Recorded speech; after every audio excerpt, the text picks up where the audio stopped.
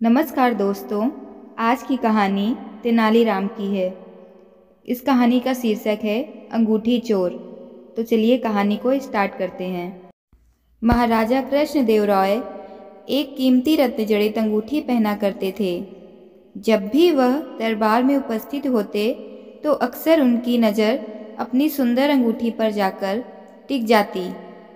राजमहल में आने वाले मेहमानों और मंत्रीगणों से भी वह बार बार अपनी उस अंगूठी का जिक्र किया करते थे। एक बार राजा कृष्णदेव राय उदास होकर अपने सिंहासन पर बैठे थे। तभी तेनालीराम वहां आ पहुँचे। उन्होंने राजा की उदासी का कारण पूछा। तब राजा ने बताया कि उनकी पसंदीदा अंगूठी खो गई है और उन्हें पक्का शक है कि उसे उनके 12 अंगरक्षकों में से किसी एक ने चुराया है। क्योंकि राजा कृष्णदेव राय का सुरक्षा का घेरा इतना चुस्त होता था कि कोई चोर उचक्का या सामान्य व्यक्ति उनके नज़दीक नहीं जा सकता था। तेनालीराम ने तुरंत महाराज से कहा कि मैं अंगूठी चोर को बहुत जल्द पकड़ लूँगा। यह बात सुनकर राजा कृष्णदेव राय बहुत प्रसन्न हुए। उन्होंने तुरंत अपने अंगरक्षकों को बुलवा लिया। तेनालीराम बोले, राजा की अंगूठी आप 12 अंगरक्षकों में से किसी एक ने ली है, लेकिन मैं इसका पता बड़ी आसानी से लगा लूँगा। जो सच्चा होगा उसे डरने की कोई ज़रूरत नहीं, और जो चोर है वह कठोर दंड भोगने के लिए तैयार हो जाए। तेनालीराम ने बोलना जारी रखा, आप सब मेरे साथ आइए, हम सबको काली माँ के मंदिर जाना है। राजा बोले, ये क्या कर रहे हो तेनालीराम? हमें चोर का पता लगाना है, मंदिर के दर्शन नहीं कराने हैं। महाराज आप धैर्य रखिए, जल्द ही चोर का पता चल जाएगा। तेनालीराम ने राजा को सब्र रखने को कहा।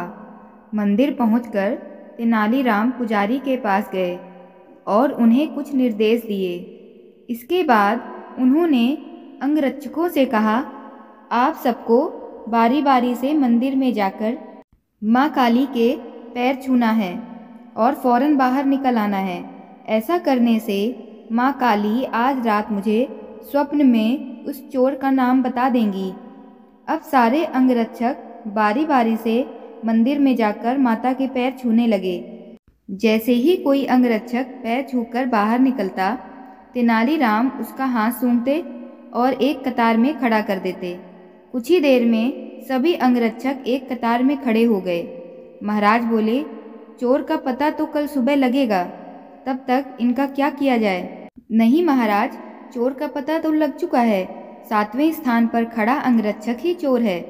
ऐसा सुनते ही वह अंगरक्षक भागने लगा, पर वहां मौजूद सिपाहियों ने उसे धर दबोचा और कारागार में डाल दिया।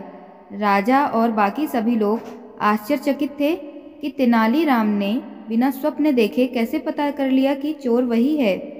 तेनालीराम सबकी जिज्ञासा शांत करते हुए बोले, मैंने पुजारी जी से कहकर काली माँ के पैरों में तेज सुगंधित इत्र का छिड़काव किया था, जिस कारण से जिसने भी माँ के पैर छुए उनके हाथ में वह सुगंध आ गई।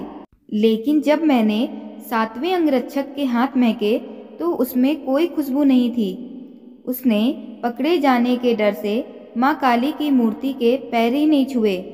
इसलिए यह साबित हो गया कि उसी के मन में पाप था और वही चोर है। राजा कृष्णदेव राय एक बार फिर तेनालीराम की बुद्धिमत्ता के कायल हो गए और उन्हें स्वर्ण मुद्राओं से सम्मानित किया। तो दोस्तों, कहानी कैसी लगी कमेंट करके ज़रूर बताइएगा। कहानी पसंद आए तो मेरे यूट्यूब चैनल को लाइक शेयर सब्सक्राइब करिएगा, और अगर आप फेसबुक पेज पर देख रहे हैं तो फॉलो करना बिल्कुल मत भूलिएगा। कहानी सुनने के लिए धन्यवाद।